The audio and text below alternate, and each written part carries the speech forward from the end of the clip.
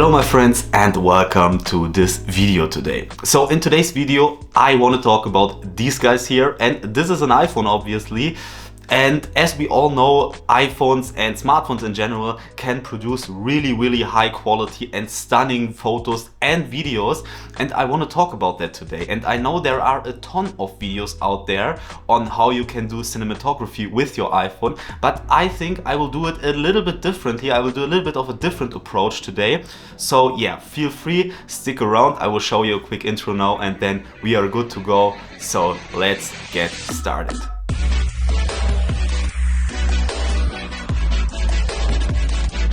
So before I start the tutorial here, I want to quickly address the point of this video basically. Because as I just told you, there are a ton of videos out there about smartphone cinematography. However, when it comes to iPhone cinematography, for example, most of these videos, they require a lot of accessories, like for example, an extra power bank, an extra hard drive, some of them an extra light source, an extra microphone, maybe even a cage where you can all mount the stuff together so you have it in one unit. And while this is great if you want to squeeze out the very last percentage of quality of these iPhones, I think most of the people, they don't want to bring all these accessories all of the time if they want to film with their phone. For example, me personally, I don't have all this stuff with me all of the time, and I think it's not really the point of smartphone cinematography at all, because these devices, their biggest advantage is their portability. You can always bring them, you always have them with you in your pocket, and if you see something that you want to film, you just pull them out and open the app and start filming right away. And this is just not possible if you have to mount like 6 different devices and accessories to your iPhone first. And I know there are videos out there who call themselves minimalistic iPhone photography or cinematography. Even these videos, like 99% of the time, rely on an accessory like, for example, an extra power bank or an extra hard drive. And in this video I want to be as minimalistic as it gets, and basically you will not need a single accessory. So yeah, if you're interested in that, feel free to stick around. But now let's start the tutorial. So the first thing I want to talk about is the app that you are using to film. So you can use the default iPhone camera app. It works great.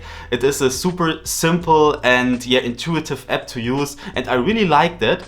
But if you want to step up your cinematography game a little bit, I would recommend going with something like the Blackmagic Cam app. And this Blackmagic Cam app, it is for free on the App Store and it is super powerful. So yeah, I would definitely recommend installing that. It will not cost you anything, and if you don't like it, you can delete it later on. And it is also not really an accessory, because you have it on your phone and you can open the app just as fast as you can open the default camera app, so it's not really a hassle there. So why I think this app is great, I will talk about that in a second, but for now let's switch to this app and then I will show you what I set up there. So here we are now in the Blackmagic Cam app, and I just want to quickly go over the main settings that I always use. So let's switch to the settings tab here down below. So first of all, as you can see, we have the record settings, and I want to switch the codec to Apple ProRes 422 HQ. This is really important because it gives you the biggest file sizes, but also basically the most quality, because you have the most capabilities in the post-editing process basically. So the resolution I set to 4K, and the color space also really important, set to Apple Log. So with the Apple Log HDR color space, you got really a lot of details, a lot of informations in your pictures and videos.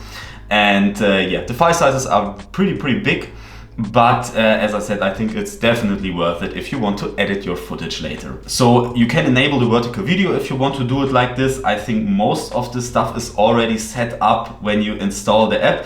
One thing that is really important is the white balance, log white balance on record, it says here, and you definitely want to activate it. So the moment you press the record button, the white balance didn't change, and this is super important, basically for everything that has to do with cinematography. So these are the most important settings I just look through if something else is important, but I think for the most basic stuff, that's already it. So now let's switch to the camera tab here. So here the magic happens basically. And as you can see, you have quite a bit of different settings that you can change here. First of all, I always would go down here to this camera icon. And here you can basically change the image stabilization mode, and this is really important. I think by default it is turned off, and you definitely want to activate this, otherwise your footage will be really shaky, and we don't want to have that. So let's go, basically with cinematic or extreme, one of these I always use, but you can do you and try out which works best for you. So as I said, this is really important. So all the other stuff is basically self-explaining, I believe. So let's head now to the video settings here. And first of all, you can go to the 24mm tab here, where you can set your lens. So you basically have different lenses on the iPhone for obvious reasons, and you can choose which one you want to use here. Normally I would suggest going with the 24mm lens, because the sensor of the 24mm lens, or a 24mm equivalent lens, has the highest quality of all the sensors that you have in your iPhone. However, if the lighting conditions are pretty good, you could also go with, for example, the 120mm lens. And this is a telezoom lens. And as you can see, it is pretty much zoomed in now. And as I said, the quality isn't necessarily so great with this lens or with this sensor. However, I think it really gives a cinematic feel to some shots, because when you have this wide angle, for example 24mm shots, it always tends to have the smartphone character to it, because we are so used to basically this wide angle smartphone, typical smartphone shots. And this is the reason why you can try out the different lenses as well, but as I said, I would only do this if the lighting conditions are really good outside. So next thing that you have is the frames per second that you can choose. So I would suggest, if you want to have the maximum cinematic experience, going with 23.98 frames per second, because this is the standard cinematic setting basically. All cinema movies, they use at 23.98 frames per second. However, you could go with 48 frames per second if you want to slow the footage down later on, or even 60 frames per second. And this is one thing where the app really comes in handy, because in the default camera app of your iPhone, you cannot choose 60 FPS when you film in ProRes Log. And the reason for that is because the file sizes are humongous, they are huge. And this is why the iPhone limits you to 30 FPS, at least when you do not have an extra hard drive attached. And we don't want to use an extra hard drive basically. So you could go with 60 frames per second if you really want to slow your footage down or have the 60 FPS look. With the new iPhone, I believe you can also go with 120 frames per second in ProRes, but I'm not 100% sure there.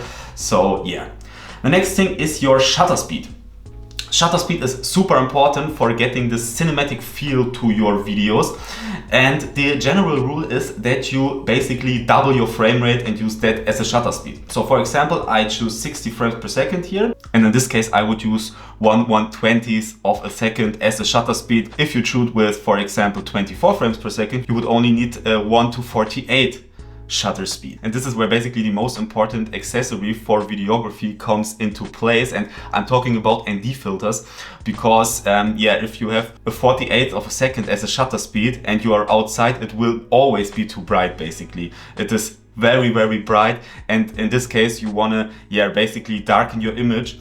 And this is where you could use an ND filter, but as I said, I don't want to use a lot of accessories in this video. So what I would suggest is using an ND filter that you might already have. For example, if you're into photography, you will most likely already have ND filters for your camera. For example, like the one I show you here. And as I said, this is basically a standard ND filter that I use for my normal camera. And to be honest, you can use it for your phone as well. Obviously, it will not attach to your phone without an extra rig or an extra case for your phone. However, you can just hold it in front if you want so, and it will make the image much darker really fast, as you can see. And this is not optimal, honestly. So basically, ND filters is the first thing that I would suggest buying as an accessory if you want to step up your game, but you can use this as well, and you can use, for example, a rubber band and attach it to here. So there are a lot of possibilities without needing to spend extra money here. So let's get to the next thing. We have the ISO. So basically I set this to automatic. You can obviously change it according to your liking. You can darken the image, whatever you want to do. White balance the same, it is set to automatic, but as I told you, to lock the white balance while you're filming is really important. So make sure again that this is activated in the settings, because as you can see, the white balance is changing all the time here, which is okay if I don't film right now. But the moment I press the record button, I definitely want to have the white balance locked, otherwise it will look absolutely terrible and it will instantly have this smartphone feeling basically to it.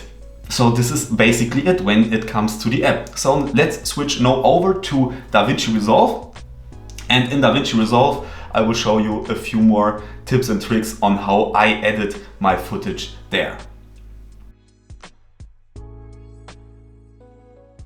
So here we are in DaVinci Resolve now, as you can see, and we are already in our color page here for the color grading process. And as you can see, the footage as it is straight from the iPhone camera filmed in Apple ProRes Log. It looks super grayish, it looks super flat, no contrast, and honestly not really stunning, but the magic will happen right now. And as you can see, I have my pre-built node tree here already imported, and if you want to know how to build up this node tree and why I use this node tree, why it looks like it does, feel free to check out my other video on that topic. I've linked this somewhere up around here hopefully, so you can switch to this video, and in this video I explain how I build these node trees. So let's first do the basic settings. So as you can see, and as I just said, it is super grayish now because it comes straight from the camera without any transformation to a usable color space basically. So the first thing we want to do is go to our first node, which is a color space transform node in DaVinci Resolve. And then we are going to input our color space and input our gamma. So as a color space, we have obviously shot this in Apple Log, but the color space is a HDR color space. In this case, it is Rec 2020, I believe. And our input gamma is, as you can see, Apple Log. It is a pre-included setting here, so we can just select Apple Log, and then you can see instantly we got, way more vibrant and realistic colors here, which looks way better. So now we can do all of our color grade here in between. In the end, I have another color space transform to go to a Rec 709 Gamma 2.4, and this is basically used in everything that has to do with broadcast. For example, if you want to export it to YouTube, then you would go with Rec 709 Gamma 2.4. In the middle here in between, I added this in DaVinci Wide Gamut, and the gamma is DaVinci Intermediate. I just use it because it gives you the most possibilities, and you have the most options when you edit in DaVinci Intermediate and DaVinci Wide Gamut. So we can do our color grade now. For example, when we go to the exposure settings here, we can change a few things here. And I will do this now real quickly, and then I will call you back.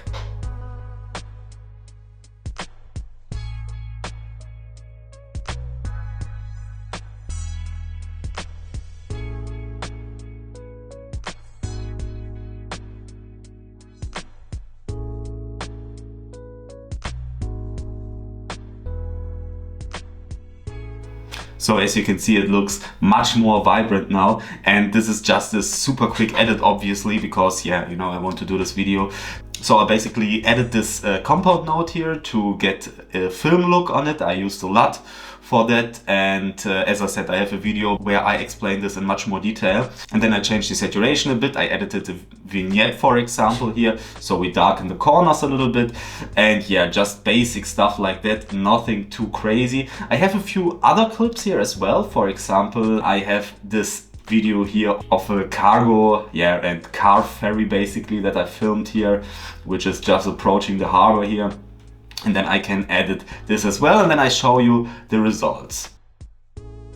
So as you can see in the before and after edit, it really changed a lot. And obviously if you have like this log footage, no matter if it comes from an iPhone or if it comes from a Sony camera, Canon camera, whatever you name it, or even from a drone, then you always want to edit it just, yeah, to get nice colors. And honestly, you can spend many hours on this editing process, and I really love to do it. Obviously, for the sake of this video, I will not do it right now. But yeah, as I said, the most important setting is basically that you convert it from this Apple log footage into a, yeah, basically usable color format, if you want to call it like this. So basically that you can export these files and have nice and beautiful colors and really make the most of your phone's capability of doing so, and what you like and what your personal preferences are when it comes to editing these pictures. I honestly cannot tell you anything about it because everyone is different and everyone likes different color settings. Let's switch back to me in the live view now, and then I'll tell you a few more things before we end this video today. So here we are, and this is basically it for today's video. So I have a ton of other videos over on my YouTube channel that I will link up here now, a few of them, and feel free to check them out. As I said, for example, I have a video where I explain in much more detail how I use DaVinci Resolve for color grading my videos, if you're interested in that. But please keep in mind that I am no color grading expert, so yeah, there might be way more skilled people out there than me for learning color grading. This is just my workflow, and as I said, this video is for people who want to, yeah, use their phone, create cinematic shots, but don't want to put too much effort into that. So yeah, this is the reason for this video today. But for now, I wish you a great day, a great week, and I hope I see you in next week's video. And yeah, see you then, and goodbye.